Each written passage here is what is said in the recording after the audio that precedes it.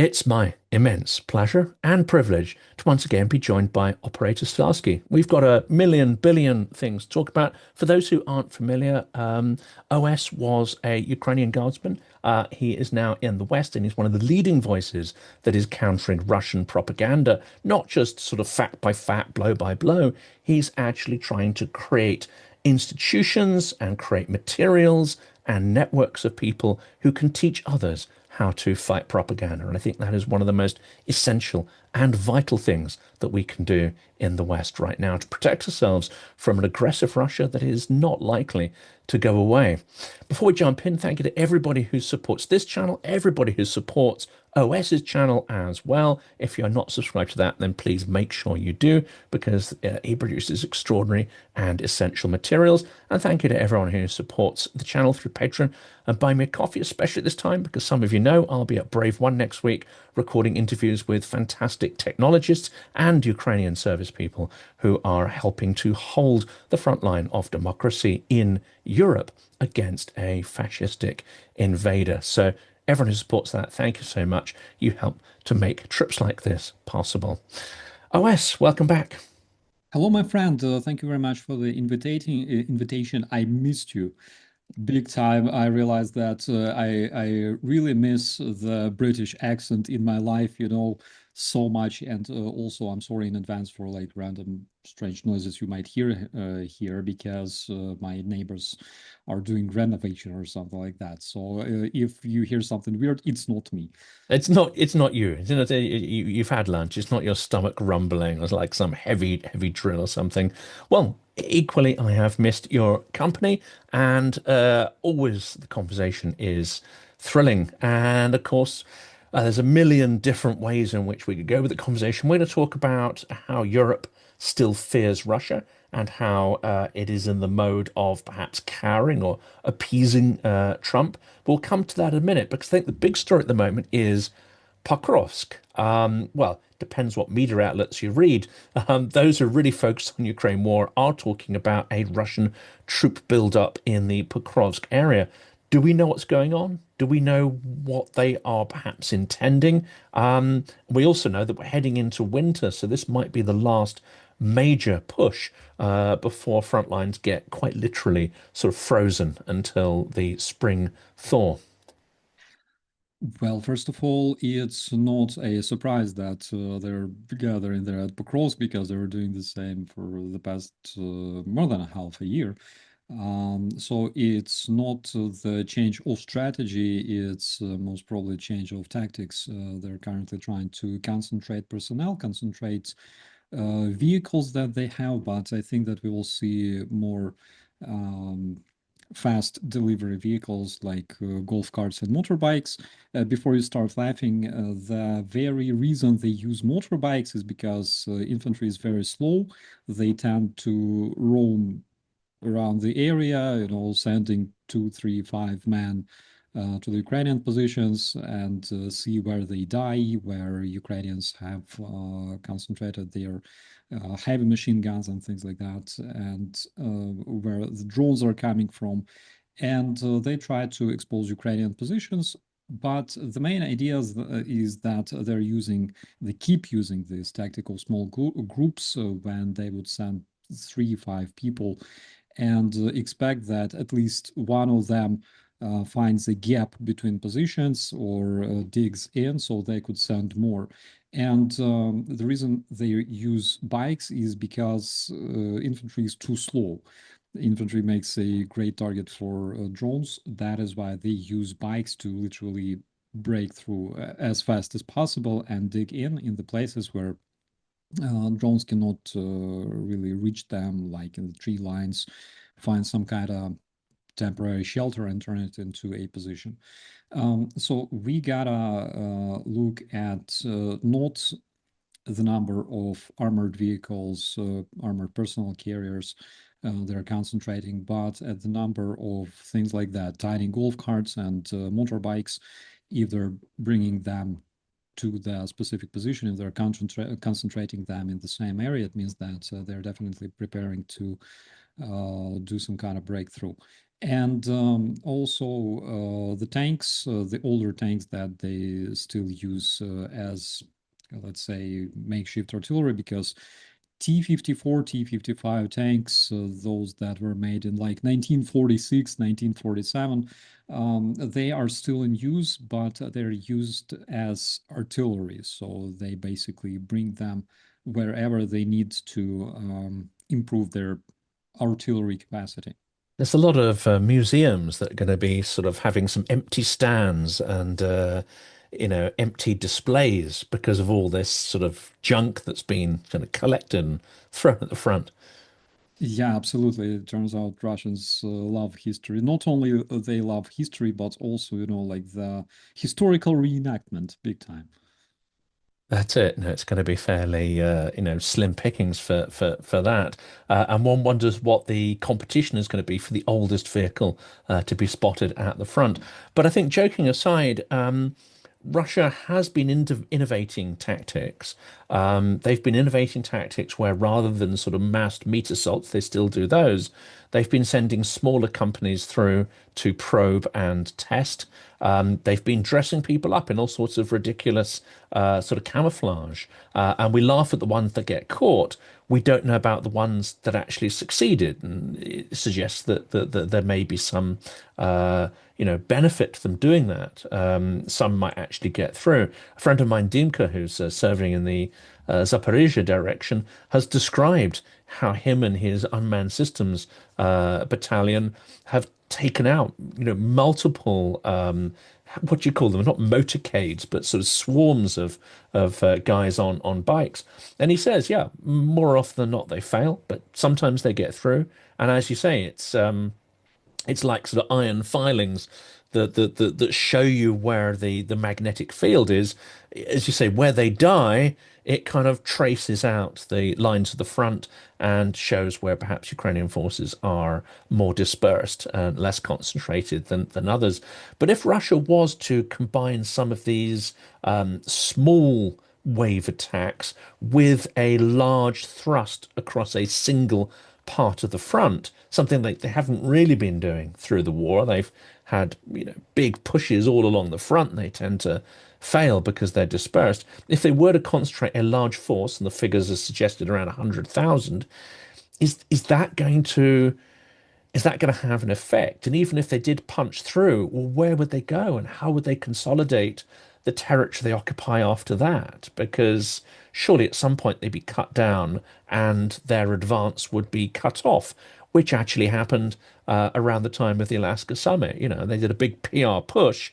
Oh my God, they're gaining so much ground. And then it was just sort of, snipped off because it was it was a piece of politics. It wasn't a strategic military exercise.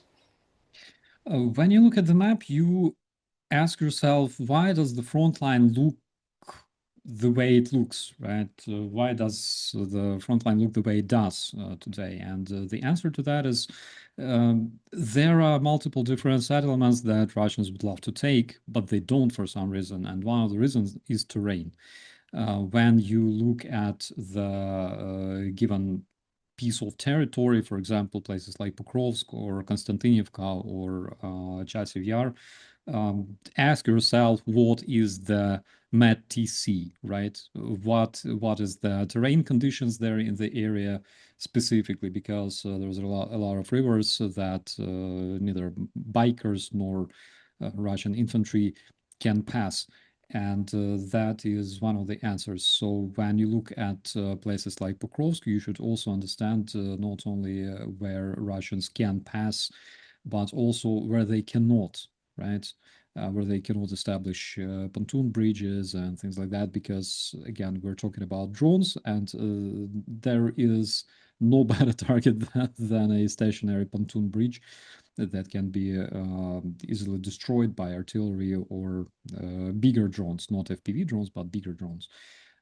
So that may be one of the answers. And currently, we know that Russians are trying to reestablish control over the northern borders. They're trying to create this so-called buffer zone in the area of Sumy, where Ukrainian defenders keep liberating basically village after village. We have a small progress, right, in liberating those villages, but still we're moving forward. However, we can say pretty much the same about Russians who take several square kilometers of territory every single day. Which, by the way, brings us to a different topic because, still there's a lot of people convinced that Russia is making this huge progress. For example, this year they occupied something like 2,000 square kilometers of Ukraine's territory. So in 2022, they would make the same progress on a daily basis every single day because Ukraine is a big country. We have more than 500,000 square kilometers of territory. It's huge. It's second largest, or like it's a discussion, of course, like who's bigger, like Ukraine or France. But it's an enormous country, and Russians would make such a progress in 2022 every single day. And currently, we're talking about the same progress being made within half a year. So that is just to explain that Russians are throwing everything they have. They are using all equipment, all sorts of vehicles that they have in their possession right now, which they don't have much, besides bikes and golf carts, probably donkeys, horses.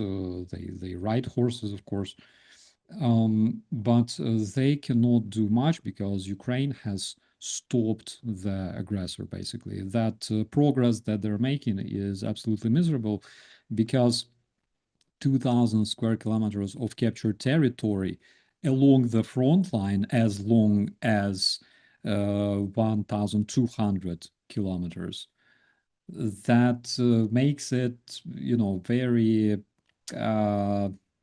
makes one ask a question of how efficient Russian army is if, like, on average, the whole front line only moved 1 kilometer forward in half a year.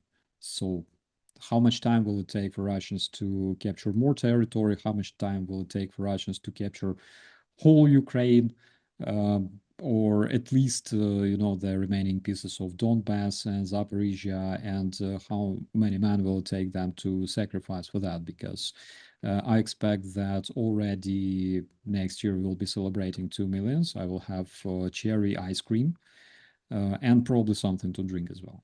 Yes, I think I'll join you in that. We can have some kind of live stream where we have an ice cream and jelly party to celebrate 2 million orcs. Um, Putin, however, seems to be under some extraordinary delusions. He still exudes a certain confidence. Now, that may come because he's won, I would say, some of his objectives. One of those is to have not just his rule over Russia, but Russia as a pariah state, sort of normalized on the international stage. And of course, Trump has given him that. Trump gave him a summit at which nothing concrete was delivered, nothing meaningful was signed and agreed, but where Putin was normalized to the extent that he could then be invited to parade through Chinese cities with a bunch of world leaders, where India doesn't have to feel so ashamed on the international stage for, gulping up Russian oil by the millions of barrels. That normalization is one of the things he wanted. The other one is not to be ignored. I mean, we know going back to 2007 in Munich, that the things that Russian leaders fear most is one, not being feared, two, being irrelevant, and no one talking about them. Well, Putin's got his wish here. He is the center of world attention, and there is some suspicion that he is helping to manipulate a lot of what is happening in the world and the headlines behind it. So actually, he's sort of winning, and he exudes confidence. Is he deluded then in transferring that optimism into these battlefield plans, or is he still working with his kind of elites who feed him useless information, who puff him up and tell him, something's going to be decisive, when in all likelihood it's going to be another catastrophic and bloody failure? In any dictatorship, there is a distorted feedback from the society coming to the dictator himself. Um, like you can see many examples in the history, right? And it's the same with Putin. Putin receives distorted information from his subordinates, but at the same time, Putin is not the only person who does business, or right, in Russia and outside, because Russia is basically a big collective Putin of consisting of different smaller versions of him working in the field of disinformation, working on the front line in the media, etc. So there is definitely a lot of distorted information coming to him. Imagine being the one who has to tell Putin that, for example, Prigozhin is launching a mutiny like that. That is crazy. You would have to drink some kind of specific tea that day, I think. Um, but speaking of enabling Russian terrorism, that is definitely a big threat. It continues to be a big threat because nowadays, not only this threat is coming from paid propagandists, talking heads on the screens that we can see in the Twitter or YouTube, but also coming from the world leaders. And of course, Trump is the person who definitely enables Putin's terrorism, enables the Russian terror in the media. That is extremely dangerous for absolutely obvious reasons. Speaking of Europeans, we can see a shift in people's analysis or people's probably standpoint even, because in 2022, 2023, looking at what Russia does in Ukraine, everybody were like, first of all, they were like, thank God it's not us, thank God it's not like Germany or France.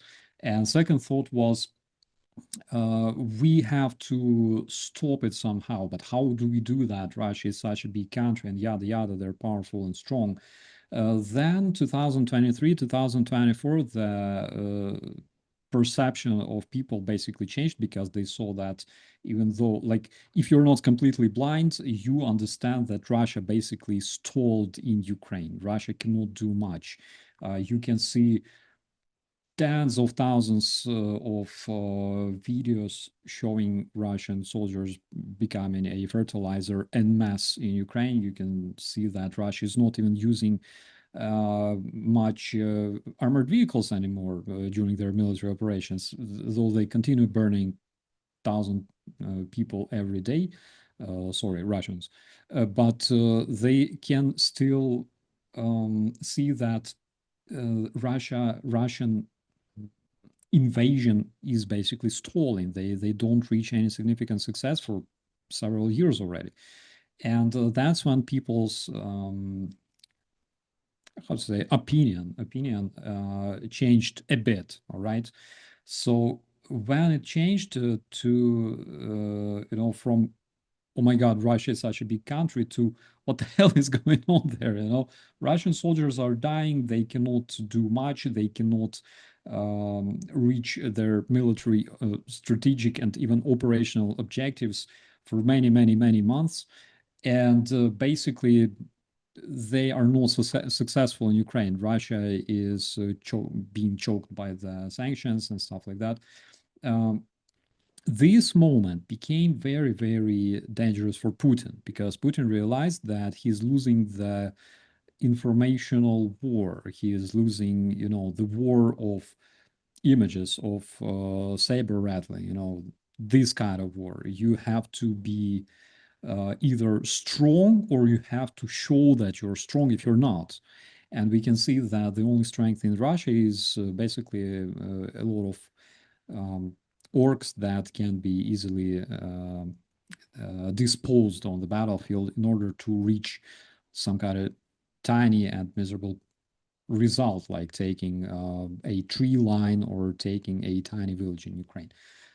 So this moment became extremely dangerous for Putin and for his propagandists, because they realized that if it continues like that, they will lose the informational war, and then basically Europeans become more firm in their own decision to, for example, completely isolate them economically, because the only real thing that can destroy Russia really fast is complete economical isolation.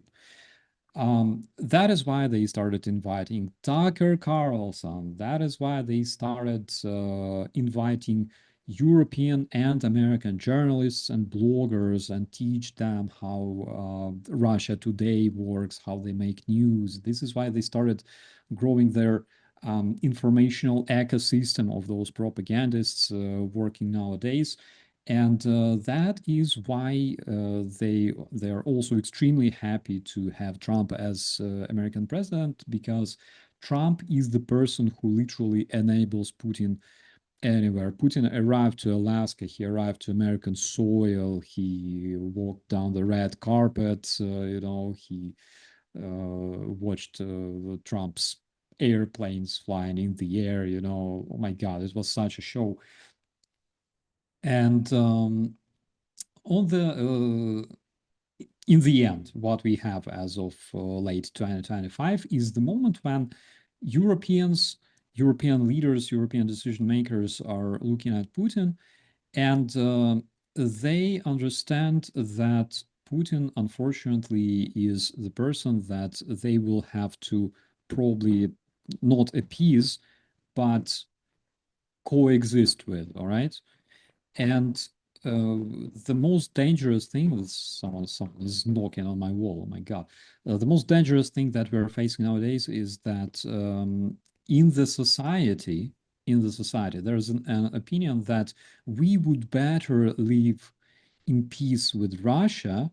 And the question is, what will be sacrificed for this peace? I'm talking not Ukrainians, I'm talking French, Germans, Americans, and primarily people living in Europe, of course. We should live in peace with Russia, and what should be sacrificed for this peace? Which brings us to this old topic, of Tucker Carlson or like Joe Rogan. Ukrainians, why don't you just die and stop harassing us? We lived so well, with Russians by our side, and then you decided not to die. You decided to defend yourself. That's just my opinion. The question is, where does this come from? Does it come from the level of government, or does it come from the level of paid media, paid propagandists? That is a question. Or a combination of all of them. I mean, I've certainly, even in the UK, which tends to not fall into some of that appeasement thinking, um, even here, I've met some diplomats who are extraordinarily clear-sighted and supportive of Ukraine. I have been to events where there have been some elderly diplomats, how would you call it, Russophilic diplomats who, may have spent some jolly evenings in the Bolshoi, and their attitude is, well, if Putin can be satisfied with a big chunk of Ukrainian land, well, let's just give it to them, But there's two assumptions there, of course, which and Churchill would point out the error of this. Russia hasn't really, told us exactly what they want. And every time we ask, it's a ridiculous list of impossible requests. And every time we make a concession, that list only grows.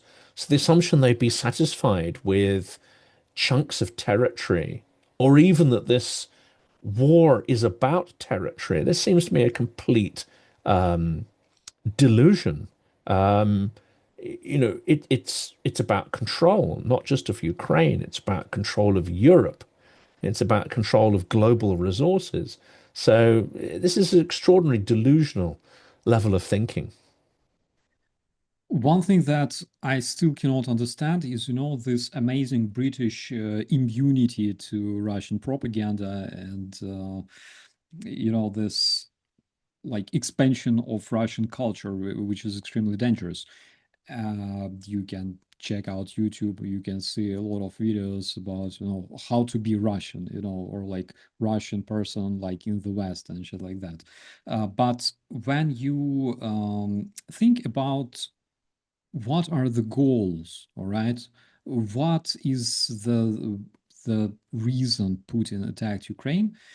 First of all, he never explained the real reasons because he needs some kind of plan B.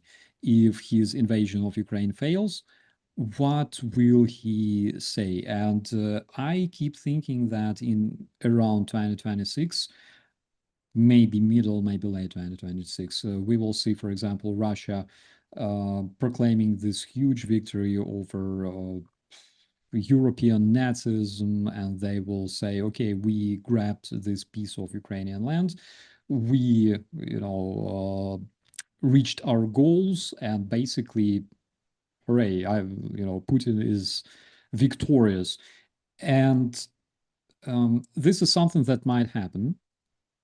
And frankly speaking, even people in Russia, they will be extremely satisfied with Putin capturing not the whole Ukraine, but like piece of Ukrainian land, because it makes them invaders, it makes them conquerors, it makes them cool, brings some kind of sense, to their existence. But if you want to understand the real goals, the true intentions of Russianism, you gotta watch the content that they make for their internal audience. Not what they say to you, because they always lie, but what they say to their internal audience. And what they say is, we will do it again in Berlin. We can repeat. Okay, there's a lot of Nazism existing in Europe, Nazi countries like France, Nazi countries like Estonia, like Italy. We will deal with them as well. Finland, Sweden, all Nazis. I mean, Of course, of yeah. course. And everybody is Nazi and gay and Satanist, and only the Holy Russian Empire has, capability to deal with them all. And you can see tons of content made by some of the most prominent Russian propagandists, where they discuss how much time will it take for example, Russian paratroopers, those who died in Hostomel, for example, how much time would they take for them to take Eastern Germany once again, because they were already there back in the days, right? How much time will it take for Russian tanks that in fact are, either primarily burnt around Bakhmut, or like the tanks that they have now are like 70 Rusting years scrap old. across eastern Ukraine. Yeah. Yeah, how much will it take for the Russian museum tanks to reach, for example, Prague? Again, because they've been to Prague, okay, previously, and they already have that experience. They make a lot of content for their internal audience, like they are like crazy. They're behind the wall. I'm very, very sorry. That's They're right. We can't making. hear it. It's your microphone's very, very good, and it's not really coming through, which is great. Oh, really? This is really cool, because I feel like inside of a bass drum right now. But the content that they make for their internal audience, tons of this content is dedicated to how we restore the Soviet borders, only, in terms of modern Russia, how we restore the borders in terms of the Warsaw Pact, basically. And this is one of the goals that I can see, because Russia is an empire that only exists because it expands. And if it stops expanding, it will basically collapse, because this is the only thing that historically and scientifically makes an empire an empire. And based on what they say to their internal audience, I make a conclusion that their primary goal is to expand further towards Eastern Europe, towards Eastern Germany, Baltic states, of course, and Baltic states are in huge danger right now, enormous danger. based on fact that most probably we will not see the US supporting their NATO colleagues anymore in case of Article 5 being triggered.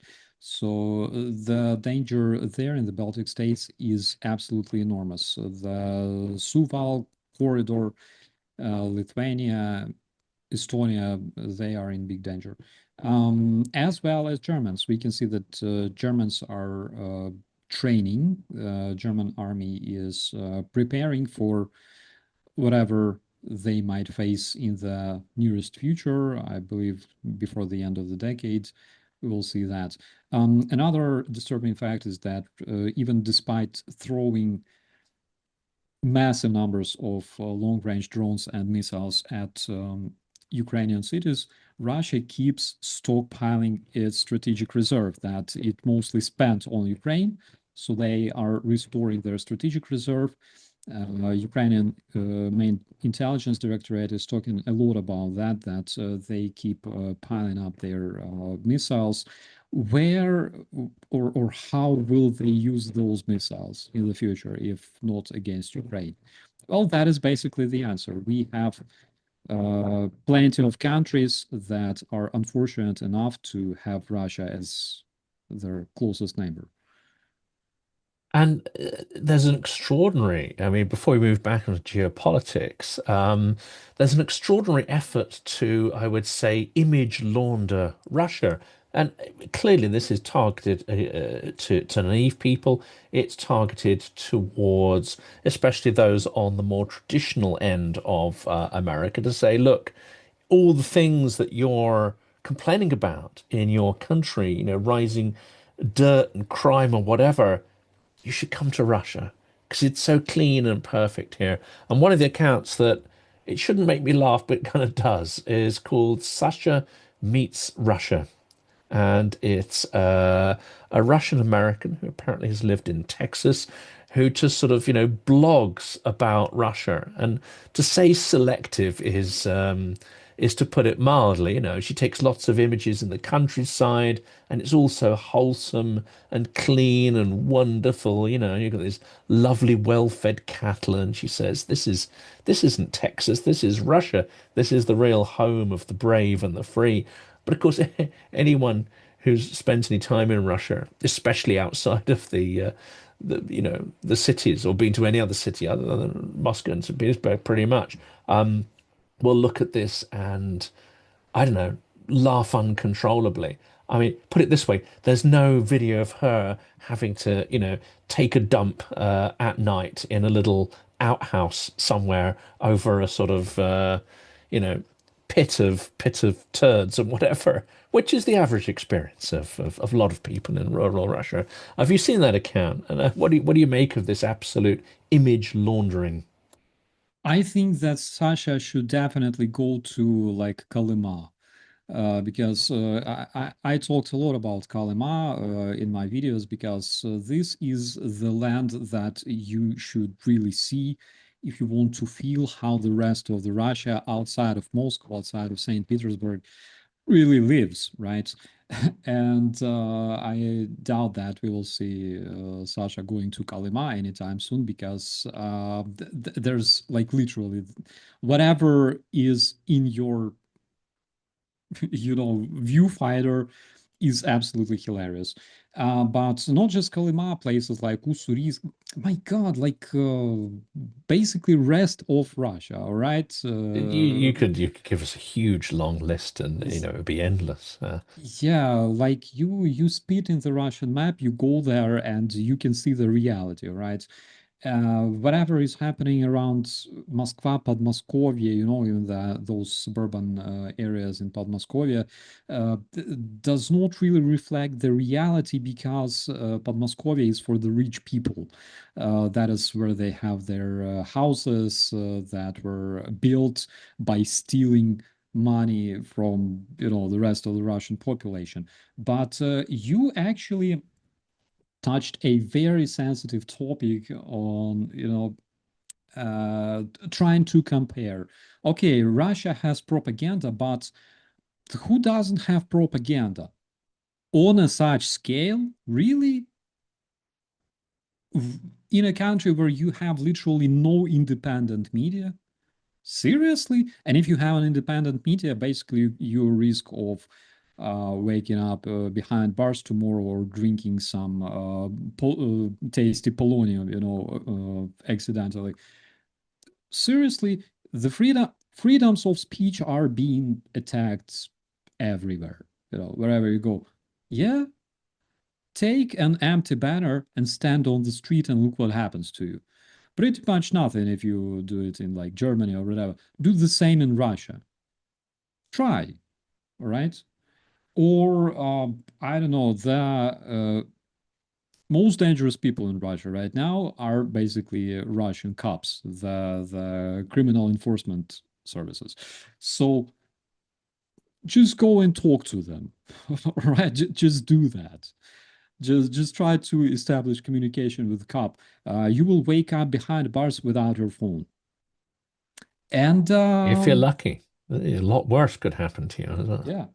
yeah, I can literally see a flashlight glowing through the hole in my wall. I think that we have some guests joining us. Again, I'm very, very sorry, That's okay. We for can't turn. hear it, but this is intriguing. They trying to break through or Yeah, I uh, literally I thought that I have like hallucinations. They punched a hole in the wall.